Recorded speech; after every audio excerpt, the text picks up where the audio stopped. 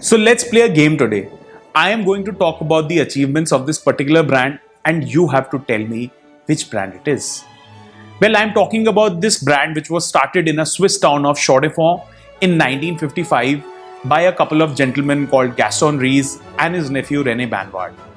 Like rum mixes with coke, their ideas mixed awesomely, which led to the greatest inventions in the history of watchmaking by this particular watch brand. Their first innovation was the Chinese hat in 1958, and you can see why. Next was in 1960 they launched the first iteration of Admiral, which was in a square dial, and later in 1964 they launched the Coin, which is till date their most famous watch, which was actually worn over half a dozen American presidents till date. So are you able to guess the watch's name now? Or should I give you more examples? Then they got out a feather watch which was intricately crafted by feathers. They also did a collaboration with Royce. They got out the Golden Bridge. They got out the Trapeze, and the list goes on and on. Well, they've been there at the helm of affairs while doing a lot of innovation in terms of the movements and the kind of watches they've been able to make. Well, the brand is Corum.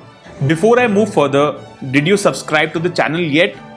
Do check out our Instagram page and stay updated on the latest news in the watch community. Well, let's jump ship to the Admiral's Cup.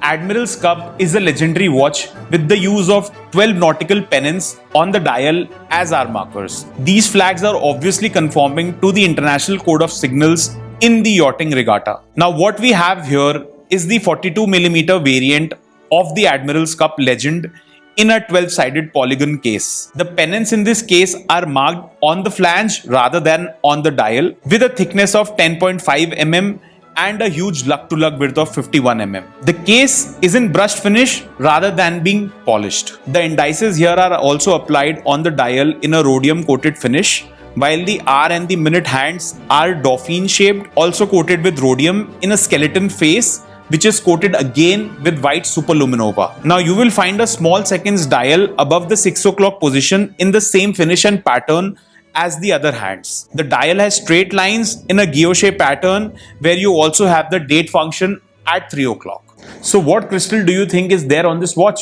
Let me tell you, this is sapphire. I must also say that the alligator leather bracelet here is quite decent with a 20 mm width and a triple folding clasp made of stainless steel again. The watch is pretty decent in size and positions very nicely on my wrist. The proportions are just mind-blowing. If we turn towards the back, this is a screw-down see-through case back with a sapphire crystal on the back as well.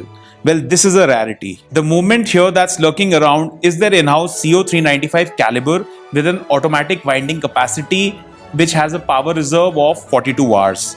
Well, that's so pathetic because I've seen much more battery on Seikos and Orients, and this is just not acceptable for a watch at this price point. So what do you think is the water resistance on this watch? 100 meters? 200 meters?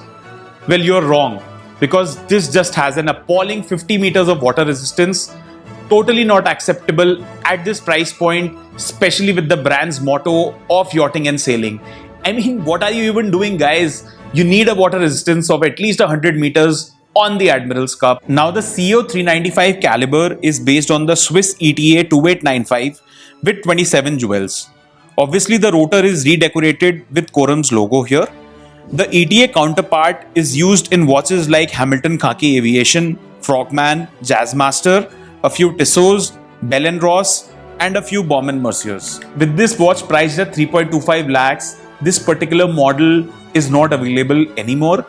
Well, you have a slight different variation in terms of the dial pattern, which is now available for 4.5 lakhs. A couple of months ago, Ethos Watches was offering a 50% discount on Corum watches when one of my friends bought it.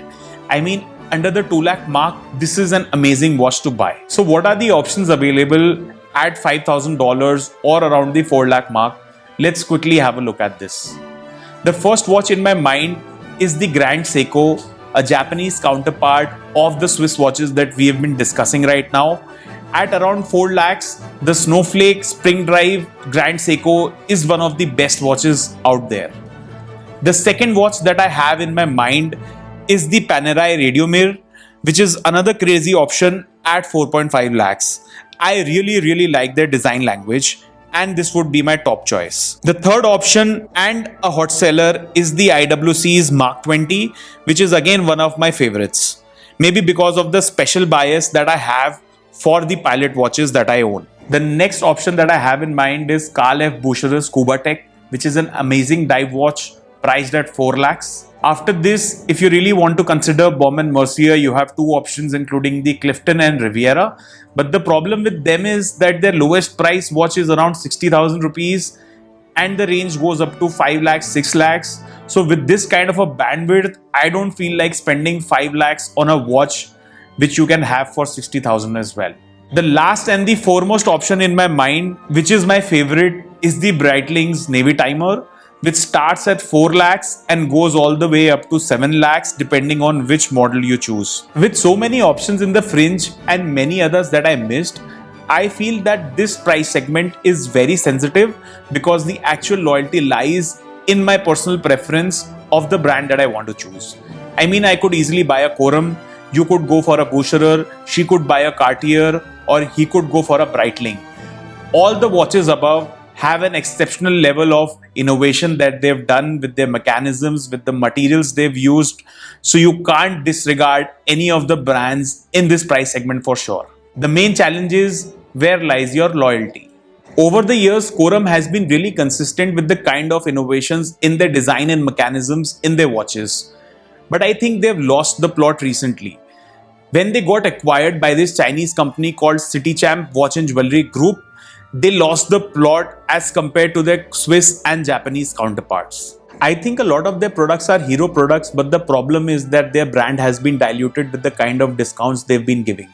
I think Corum has become India's Volvo because they have European roots, Chinese owners, but failing to kick a notch above.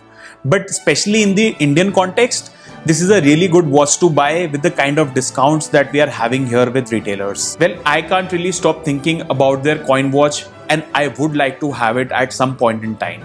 Do you also know that this coin watch is an apparent source of inspiration for an Indian watch brand? So are you going to buy Corum's Admiral Cup? What are you wearing today?